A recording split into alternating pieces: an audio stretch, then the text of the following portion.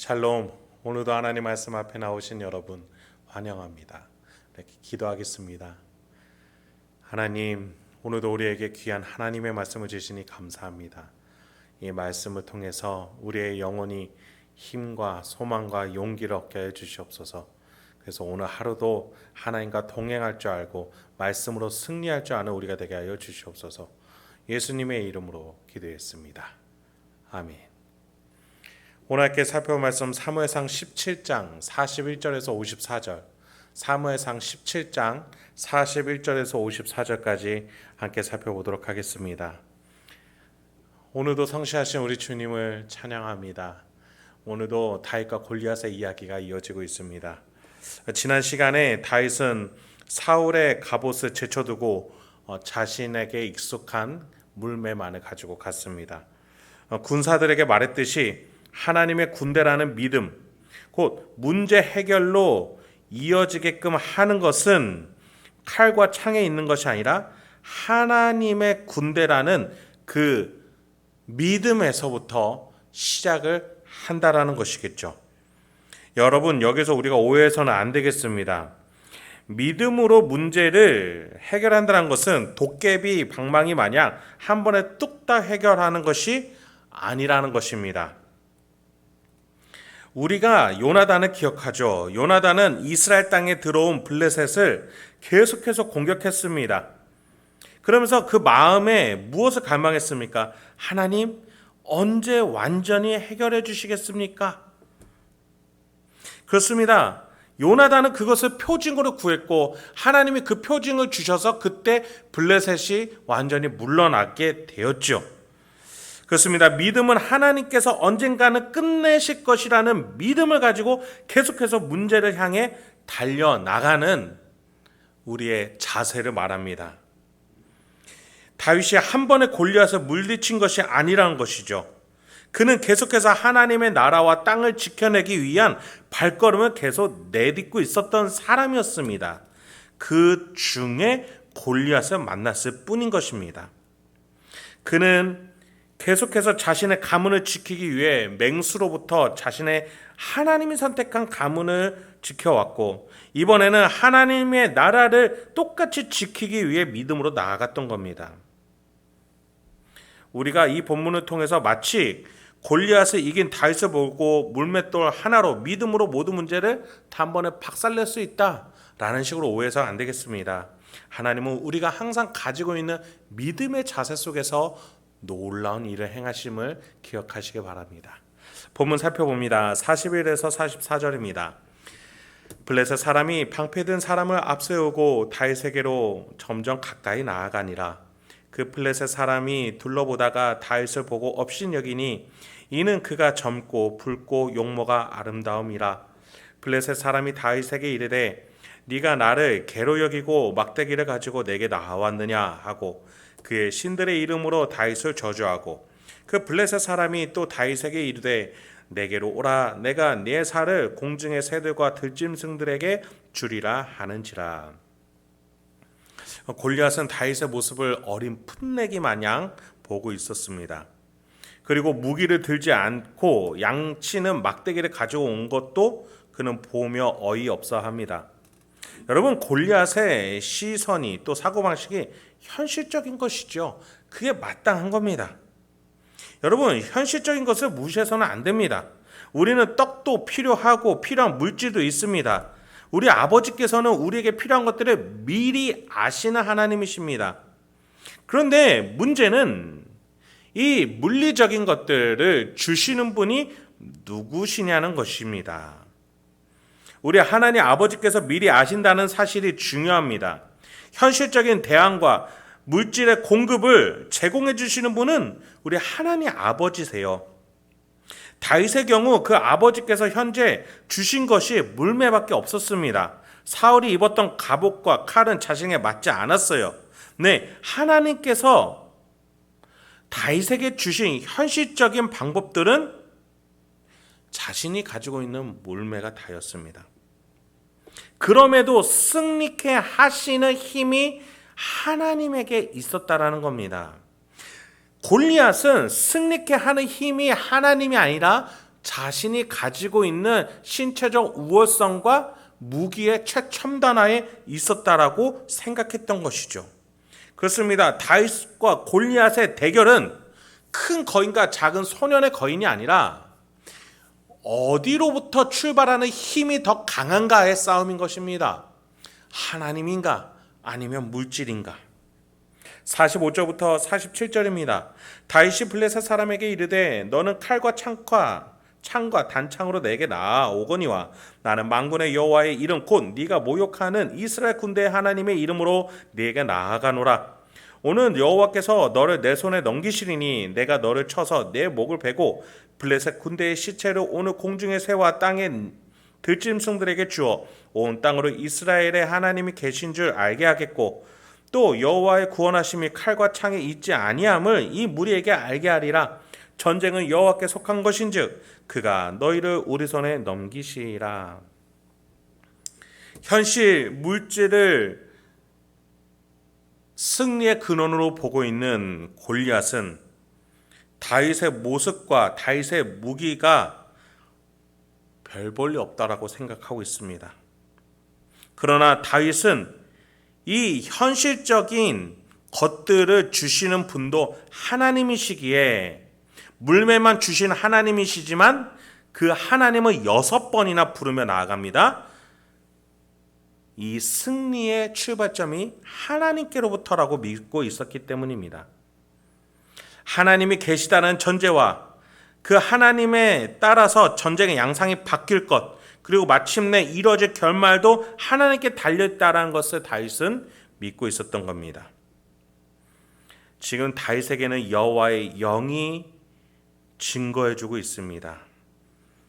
다윗은 하나님을 믿었더니 하나님이 여호와의 영을 보내셔서 그 영으로 더 큰 전쟁들을 감당할 수 있게 하신 겁니다. 여러분 그렇습니다. 우리가 믿음을 키우고 이 비현실적인 승리, 세상 속에서 물질을 이겨내는 승리는 우리의 노력으로 되는 것이 아닙니다. 우리가 할 것은 단 한 가지, 하나님께 도움을 구할 줄 아는 겸손이 있어야 합니다. 그 겸손 속에 여호와의 영이 임하셔서 여러분이 더 큰 것들을 감당하게 하실 줄을 믿습니다. 그렇습니다. 다윗은 하나님이 계신 줄 알게 하겠고 이스라엘의 구원은 물리적인 힘이 아니라 하나님의 다스림에 있다는 것을 알게 하겠다. 성령 하나님의 그 증거하심을 입으로 뱉어내고 있는 것이지요. 지금 그의 고백은 전쟁에서 이기는 것이 목적이 아니었던 겁니다. 지금 하나님께서는 다윗을 통해서 이스라엘을 다스리는 자가 누구고 이스라엘을 다스리는 방법은 무엇인지를 증거하고자 하는 것입니다. 여러분, 우리 하나님께서는 여러분에게 여호와의 영을 보내셔서 성전의 전으로 삼으셔서 여러분을 복받게끔 하는 게 목적이 아니십니다. 여러분을 통해서 여러분의 가정과 직장과 이웃과 교회라는 하나님의 영역들을 잘 다스리기를, 하나님이 살아계시고 하나님이 역사하시는 방법을 여러분 통해서 내비치시기를 지금도 기다리고 계신다는 겁니다. 그렇습니다. 우리의 삶은 복음의 통로로서 사용받기를 하나님은 기다리고 계시는 겁니다. 여러분 인생 자체가 교회요, 복음이요, 신앙인 것입니다. 여러분이 행실하는 것들, 판단하는 것들, 결정하고 추진하는 것들, 성령 하나님이 그 안에 역사하셔서 하나님이 말씀하고자 하는 바를 세상 속에서 말하고자 하신다라는 거예요. 다윗과 골리앗의 이 대결은 하나님이 이렇게 이 말씀을 자세하게 우리에게 말씀해 주시는 이유에는 우리를 어떻게 사용하시고자 하는지를 말하고자 하심이 담겨져 있는 겁니다. 48절에서 51절입니다. 블레셋 사람이 일어나 다윗에게로 마주 가까이 올 때에 다윗이 블레셋 사람을 향하여 빨리 달리며 손을 주머니에 넣어 돌을 가지고 물매로 던져 블레셋 사람의 이마를 치매 돌이 그의 이마에 박히니 땅에 엎드러지니라. 다윗이 이같이 물매와 돌로 블레셋 사람을 이기고 그를 쳐 죽였으나 자기 손에는 칼이 없었더라. 다윗이 달려가서 블레셋 사람을 밟고 그의 칼을 그 칼집에서 빼내어 그 칼로 그를 죽이고 그의 머리를 베니 블레셋 사람들이 자기 용사의 죽음을 보고 도망하는지라. 여러분, 지금 사무엘상 17장을 살펴보면 50절까지 왔습니다. 골리앗과의 싸움 준비 과정이 그렇게 길었어요. 그런데 정작 싸움은 2구절 만에 끝났습니다.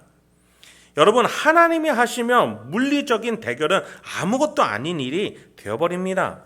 금방 끝나요. 그럼에도 하나님은 우리에게 이 문제를 쉽게 풀 수 있도록 하지 않으십니다. 기다리고 고민하게 하고 때로는 고백해 하시고 두렵게 떨리게 하시며 그럼에도 나아가게끔 우리에게 하십니다. 왜요? 믿음을 확인시키게 하시기 위함입니다. 우리가 이 문제를 앞두고서 골리앗과 전쟁을 앞두고서 수많은 준비 과정을 보면서 우리는 무엇을 깨달아야 될까요? 이 과정 속에서 믿음이 무엇인지를 보여주고 계시는구나. 여러분, 우리는 문제를 해결하는 것이 중요한 것이 아니라 문제를 해결해 가는 과정, 그 문제를 어떻게 해석해야 되는가, 믿음 안에서 어떻게 바라봐야 되는가, 그것이 더 우리에게 중요하다는 겁니다. 여러분, 다윗이 골리앗을 이기고서 머리를 베니다. 어린 청년이 하기에는 잔인한 행동이지만 지금 이것은 하나님의 다스림임을 기억하셔야 합니다. 하나님은 다윗을 통해서 지금 다스리고 계시는 거예요. 하나님이 계시다는 것과 전능하시다라는 것을 다윗의 손을 통해서 역사하고 계십니다. 사무엘을 통해서는 아각의 머리를 베셨죠. 다윗을 통해서는 블레셋의 머리를 베고 있는 겁니다. 하나님이 우상 숭배의 문화를 어떻게 더덥다라는 것을 밝히시는지, 그래서 그 나라를 어떻게 치고 다스리고 계신지 이 하나님의 사람들의 다스림을 통해서 역사하고 계시는 겁니다. 이것을 누가 보겠습니까? 이스라엘의 군사들과 백성들이 보고 또 다른 민족들의 백성들이 보면서 하나님의 살아계심과 하나님의 역사하심을 목격하게 되는 겁니다. 그래서 이스라엘 사람들은 그 하나님의 역사를 바라보며 두렵고 떨려 주저하고 있어 사무엘 곁에 있었던 자들이 들고 일어나 블레셋을 향하게 나가게 됩니다. 52절부터 54절입니다. 이스라엘과 유다 사람들이 일어나서 소리 지르며 블레셋 사람들을 쫓아 가이와 에그론 성문까지 이르렀고 블레셋 사람들의 부상자들은 사라임 가는 길에서부터 가드와 에그론까지 엎드러졌더라. 이스라엘 자손이 블레셋 사람들을 쫓다가 돌아와서 그들의 진영을 노략하였고 다윗은 그 블레셋 사람의 머리를 예루살렘으로 가져가고 갑주는 자기 장막에 두니라. 유다 사람들이 블레셋을 향해서 두려워하며 사울 왕과 석류나무 아래서 벌벌 떨고 있었죠. 그런데 지금 누구로 말미암아 힘차게 소리를 지르며 블레셋의 가장 큰 도시까지 나아가고 있습니까? 다윗 아니었습니까? 다윗이 하나님을 고백하며 이기니 그들이 믿음을 확인하고 나가게 됐던 겁니다. 여러분, 지금 이스라엘을 진정으로 다스린 자는 사울이 아니라 다윗이었던 겁니다. 여러분, 우리가 계속 살펴보았듯이 하나님의 나라를 다스리는 자는 물리적인 자리에 앉은 사람이 아닙니다. 하나님의 뜻대로 살아내면서 순종하면서 현실에서 하나님이 맺게 해주시는 열매를 맺는 사람, 하나님의 살아계심과 전능하심을 삶에서 밝히는 사람이 하나님이 다스리게끔 세우신 자라는 사실을 잊지 마시기 바랍니다. 여러분, 말씀을 마치겠습니다. 여러분의 인생 가운데에 가정과 직장과 일상, 이 교회 가운데 하나님이 여러분들을 세우시고 여러분 통해서 하나님의 뜻을 밝히기 원하십니다. 여러분을 때로 소금으로 빛으로 사용하시면서 하나님의 살아계심과 역사하심을 드러내기 원하십니다. 여러분, 믿음의 눈을 뜨시고 믿음으로 하나님과 동행하시며 이겨내시고 승리하시길 바랍니다. 계속해서 믿음을 향해서 살아 나아갔을 때, 한 발 한 발 나아갔을 때 하나님이 사용하시는 그 한 발자국이 놀라운 역사로 일어날 수 있음을 기억하시기 바랍니다. 그렇게 오늘 하루도 하나님과 믿음의 발걸음을 옮기시는 저와 여러분이 되길 소망합니다. 함께 기도하겠습니다. 하나님, 오늘도 우리에게 귀한 하나님의 말씀을 주시니 감사합니다. 믿음을 가지고 살아가기가 이 세상에서 너무나 벅차고 어려울 때가 많습니다. 주여, 오늘 말씀을 통해서 다시 한번 우리가 내딛게 하여 주시옵소서. 한 발 한 발 내딛을 때마다 하나님께서 동행하여 주시고 하나님께서 마침내 우리의 발걸음을 사용하셔서 골리앗과 같은 저 세상의 강함 앞에서 오히려 하나님을 향한 믿음의 한 발걸음으로 무너지는 것들을 바라보고 목격할 수 있는 우리가 될 수 있도록 주여 도와주시옵소서. 예수님의 이름으로 기도했습니다. 아멘.